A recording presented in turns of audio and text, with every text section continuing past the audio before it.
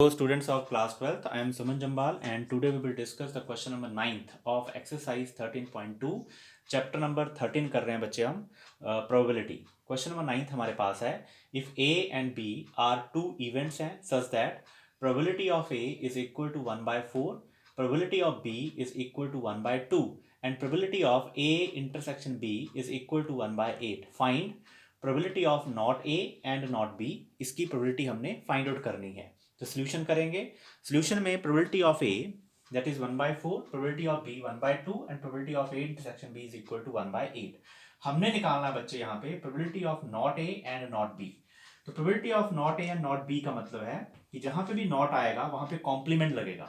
तो probability of not A means A complement, and की जगह intersection, not B means B complement. ठीक है. अब ए और बी हमें इंडिपेंडेंट इवेंट्स नहीं दिए हैं तो हमने अपनी तरफ से इमेजिन नहीं करने हैं. क्लियर. तो A and B are independent events नहीं है यहाँ पे. क्लियर. तो ये आप याद रखिएगा. अब probability of A complement intersection B complement. अब देखिए हमारे पास कॉम्प्लीमेंट ये यहाँ पे डिमॉर्गन्स थ्योरम लगती है और डिमॉर्गन्स थ्योरम के according A complement intersection B complement जो है वो होता है ए यूनियन बी के होल कॉम्प्लीमेंट के इक्वल. क्लियर.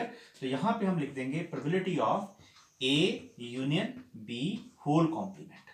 ठीक है. और हमें ये पता है कि प्रोबेबिलिटी ऑफ ए और plus probability of A complement जो है वो हमेशा इक्वल टू 1 के इक्वल होता है कि किसी भी इवेंट का प्रोबेबिलिटी और उसके कॉम्प्लीमेंट की प्रोबेबिलिटी का सम जो है वो हमेशा इक्वल टू 1 होगा. इसी तरह से probability of A union B and plus probability of A union B complement is equal to 1. तो यहां से हम निकाल लेंगे. तो यहां से हमारे पास देखिए प्रोबेबिलिटी ऑफ ए कॉम्प्लीमेंट जो है वो बन जाता है 1 माइनस प्रोबेबिलिटी ऑफ ए. इसी तरह से probability of A union B complement जो रहेगा वो 1 minus probability of A union B के इक्वल होगा. तो यहां पे आ जाएगा probability of that is 1 minus probability of A union B. Clear to all of you. Solve करेंगे 1 माइनस, इसको सॉल्व करेंगे बच्चे तो यह बनेगा probability of A union B का formula probability of B minus probability of A intersection B. Clear to all of you. ये solve हो गया. अब हम वैल्यू पुट करेंगे 1 minus probability of A is 1/4 plus probability of B is 1/2 minus probability of A intersection B is equal to 1/8. यहां पे LCM लेंगे तो हमारे पास 1 माइनस एलसीएम यहां पे आ जाएगा 8. क्लियर. अब 4 2 जा 8, 2 4 जा 8 और यहां पे 1 आ जाएगा. Clear to all of you. Next step में ये हमारे पास आ जाएगा सॉल्व कर. तो नेक्स्ट स्टेप में बच्चे ये सॉल्व करके हमारे पास बनेगा. देखिए it is equal to 1 minus 2 plus 4 6 minus 1 that is equal to 5/8. Clear to all of you. It is 5/8. ठीक है. अब सॉल्व जब करेंगे तो यहां पे एलसीएम आ जाएगा 8, यहां बनेगा 8 minus 5 that is equal to 3/8. Clear to all of you. तो प्रोबेबिलिटी ऑफ ए कॉम्प्लीमेंट मतलब probability of not A and not B is equal to 3/8. It is the answer of this question. ठीक है. ये हमने निकालना था. That is probability of not A and not B is equal to 3/8. It is the answer of this question. Clear to all of you? बच्चे next question हमारे पास है question number 10th. Question number 10th है events A and B such that. दो events दिए हैं A and B such that probability of A is 1/2, probability of B is 7/12 and probability of not A और not B is equal to 1/4.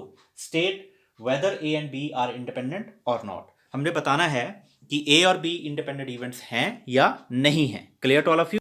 तो बच्चे यहां पे हमें एक तो देख रखा हुआ probability of A that is equal to 1/2.